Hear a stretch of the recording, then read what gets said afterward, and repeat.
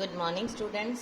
Today I am going to continue my lecture for +1 Arts Political Science, and the name of the chapter is Local Governments. Now let us start with the topic why local governments. Here I am going to give you an example. Geeta Rathore belongs to Jamonia Talab Gram Panchayat Sehor district Madhya Pradesh. उसको sarpanch elect किया गया 1995 reserve seat के under. But in 2000 में जो village people थे उन्होंने उसको rewarded किया for her admirable work by electing her again, this time from a non reserved seat. From a housewife, Geeta has given into a leader displaying political fairy-sightedness. She has harnessed the collective energy of her panchayat to renovate water tanks, build a school building, construct village roads, fight against domestic violence and उसके अलावा encourage afforestation, water management in her village. Next एक और example मैं आपको देने जा रही हूँ. There is another story of another woman achiever.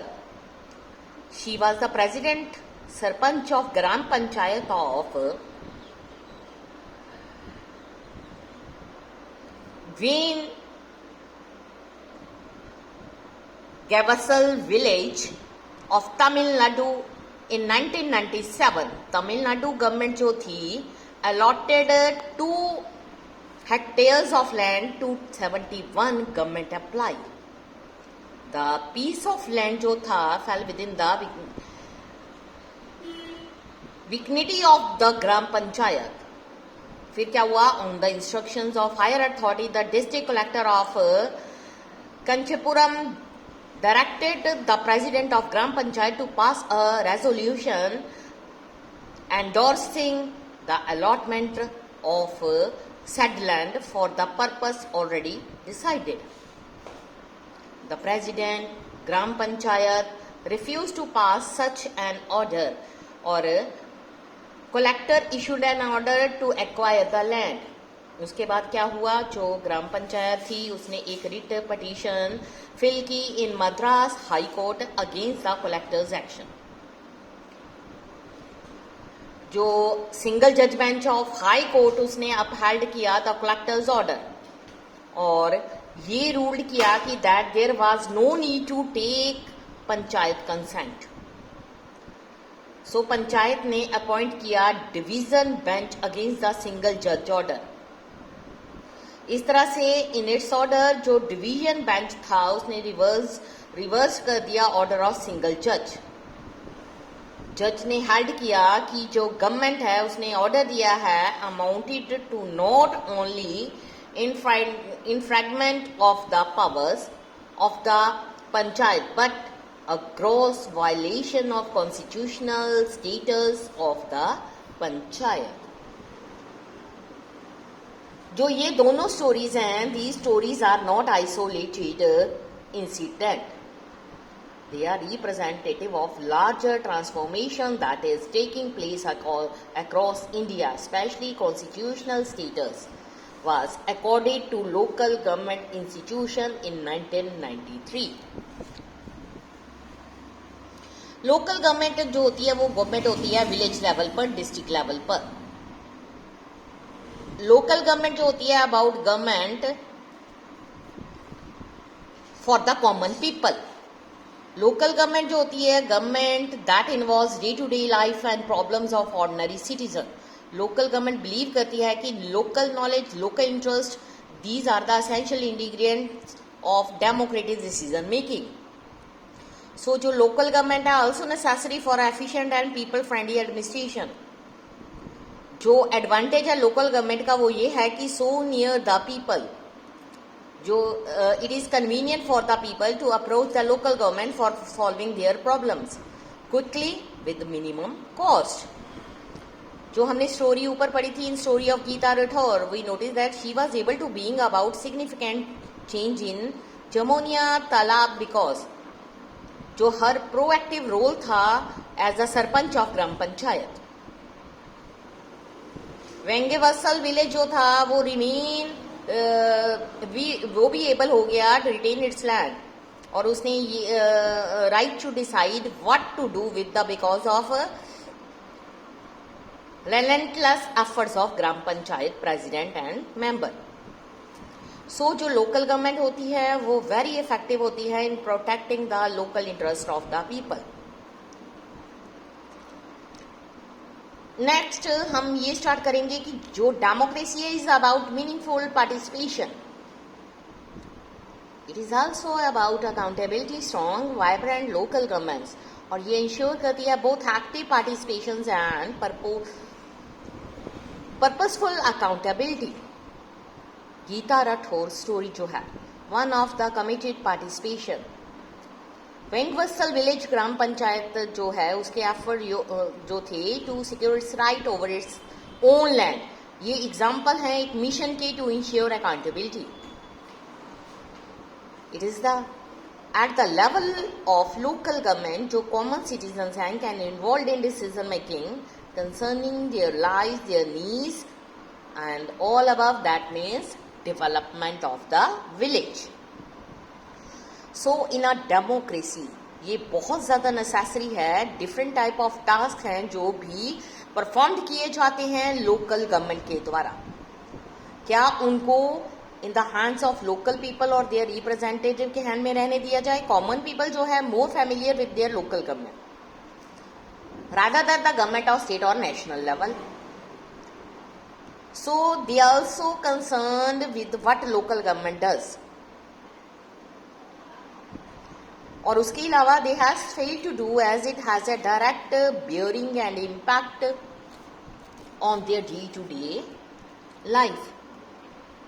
सो जो स्ट्रेंथनिंग लोकल गवर्नमेंट है is strengthening democratic process. Next है growth of local government in India.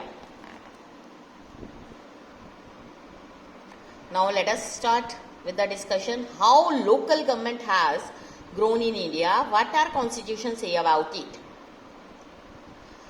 ये बिलीव किया जाता है कि जो सेल्फ गवर्निंग विलेज कम्युनिटी होती हैं एग्जिस्ट कर रही हैं इंडिया में फ्रॉम द अर्लिएस्ट टाइम, वो थी इन द फॉर्म ऑफ सभास, ठीक है, large assemblies. In the course of time these village जो हैं उन्होंने शेप ले ली panchayat, an assembly of 5 persons. और जो ये पंचायत होती हैं resolve issue at the village level. जो इनके रूल्स हैं, फंक्शंस हैं, वो चेंजिंग होते रहते हैं point two of time. Modern time में जो इलेक्टेड गवर्नमेंट्स हैं वो मतलब क्रिएट की गई आफ्टर 1882.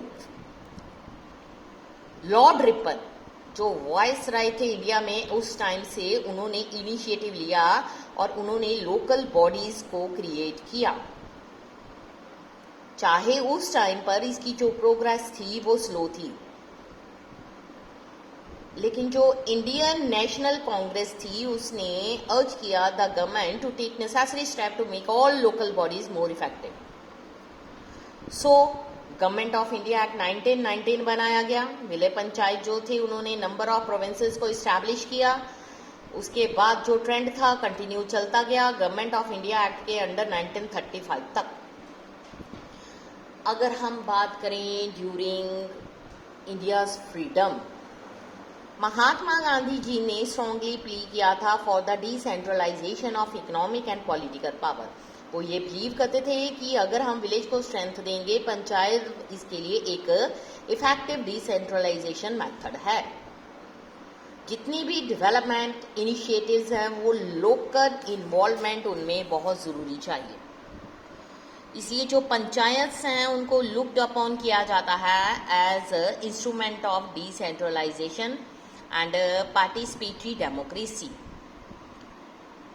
अगर हम नेशनल मूवमेंट के बारे में सोचें दैट ये कंसर्न करती हैं about the enormous concentration of powers in the hands of governor general sitting in Delhi. इसलिए जो हमारे लीडर्स हैं ड्यूरिंग द इंडिपेंडेंस, उन्होंने ये एश्योरेंस दी थी there will be decentralisation of decision making, executive and administrative power. जब कॉन्स्टिट्यूशन को प्रिपेयर किया गया, जो सब्जेक्ट था लोकल गवर्नमेंट का, उसको स्टेट्स को साइन कर दिया गया था। इसमें जो डायरेक्टिव प्रिंसिपल थे उनको एज अ मेंशन किया गया one of the policy directive to all the governments in the country. ये भी फेल किया जाता था कि जो सब्जेक्ट ऑफ लोकल गवर्नमेंट हैं इंक्लूडिंग पंचायत, उनको एडिक्वेट इम्पोर्टेंस कॉन्स्टिट्यूशन में नहीं दी गई। जो first turmoil due to the partition, वो रिजल्ट हुआ strong unitary inclination in the constitution. Nehru ji ने अपने आप को खुद upon as extreme localism as a threat to unity और इंटीग्रेशन ऑफ द नेशन बताया। अगर हम सेकेंड इसमें यह है कि जो कॉन्स्टिट्यूशन असेंबली है उसको लीड किया था डॉक्टर BR अम्बेडकर ने। उन्होंने ये फेल किया था कि फैक्शन जो कास्ट रिडन नेचर है रूरल सोसाइटी की, वो defeat the noble purpose of local government at the rural level.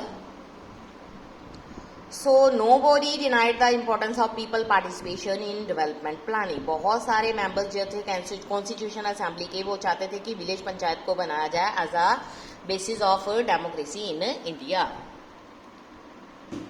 तो ये चैप्टर, ये टॉपिक मैं यहीं पर ख़त्म होती हूँ। हमारा नेक्स्ट होगा government, local government in independent India, वो हम कल स्टार्ट करेंगे। Thank you students.